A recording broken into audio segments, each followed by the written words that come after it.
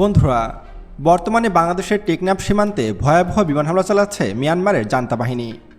দীর্ঘ 2 বছর পর আবারও ভয়াবহ হামলা শুরু করেছে মিয়ানমারের জান্তা বাহিনী। মূলত আরাকান রাজ্য শাসন করে আরাকান আর্মি, কিন্তু সে আরাকান আর্মির উপরে আবারও বিমান হামলা চালিয়েছে মিয়ানমার।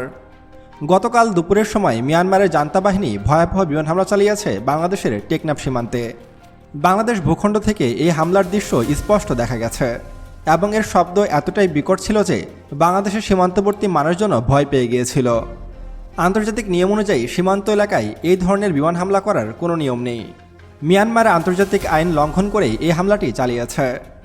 মিয়ানমারের রাখাইন রাজ্যের মুংডু শহরতলিতে রাতে আরাকান আর্মির অবস্থান লক্ষ্য করে বিমান হামলা চালিয়েছে দেশটির সরকারি বাহিনী।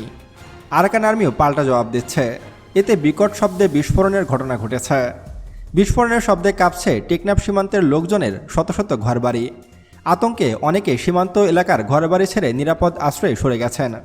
সীমান্তের একাধিক সূত্র জানিয়েছে, বুধবার রাত 9:15টার দিকে মুংডু শহরতলিতে আরাকান আর্মির অবস্থান লক্ষ্য করে হামলা চালিয়েছে মিয়ানমারের জান্তা বাহিনী।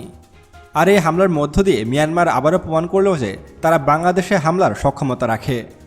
দেখুন বন্ধুরা, কাল যদি মিয়ানমারের আরাকান আর্মি ভয়ে বাংলাদেশের ভিতরে প্রবেশ করে, তাহলে হয়তো বাংলাদেশের ভিতরেও বিমান হামলা করতে পারে মিয়ানমারের জান্তা বাহিনী।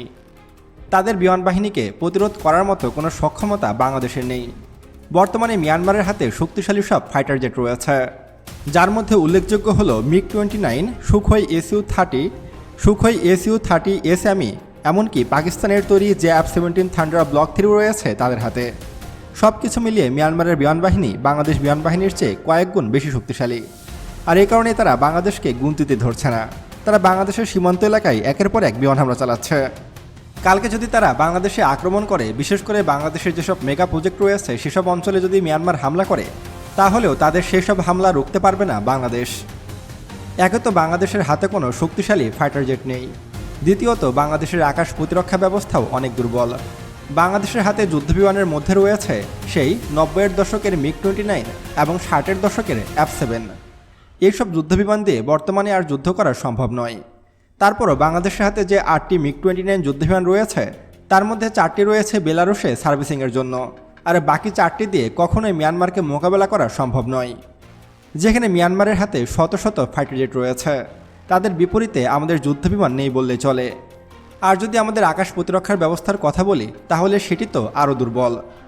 চাইনিজ FM-90 ছাড়া আমাদের আর তেমন কোনো আকাশ প্রতিরক্ষা ব্যবস্থাই নেই।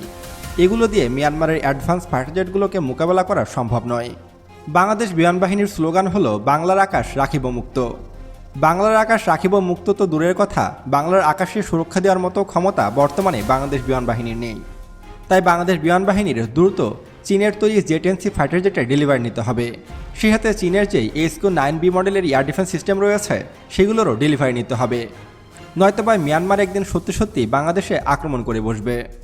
সম্প্রতি তারা বাংলাদেশ সীমান্তে যে হারে বোম্বিং করছে, তাতে বোঝাই যাচ্ছে যে বাংলাদেশের আকাশ প্রতিরক্ষা ব্যবস্থা কতটা দুর্বল। তারা বোম্বিং করার পরে আমরা বুঝতে পেরেছি যে তারা বোম্বিং করেছে। এর আগে আমরা আগাম কোনো তথ্য পাইনি। তাই মিয়ানমার যদি কালকে আমাদের দেশের ভিতরে হামলা করে, তাহলে আমি অবাক হব না, কারণ সেগুলোকে ডিটেক্ট করার মতো কোনো এয়ার ডিফেন্স সিস্টেম বাংলাদেশের হাতে নেই। দেখুন বন্ধুরা, মিয়ানমারের অর্থনীতি বাংলাদেশের 10 ভাগের 1 ভাগ। তাদের চেয়ে বাংলাদেশের মাথাপিছু আয় বেশি, বাংলাদেশের জনসংখ্যা বেশি, বাংলাদেশের জিডিপিও অনেক বেশি।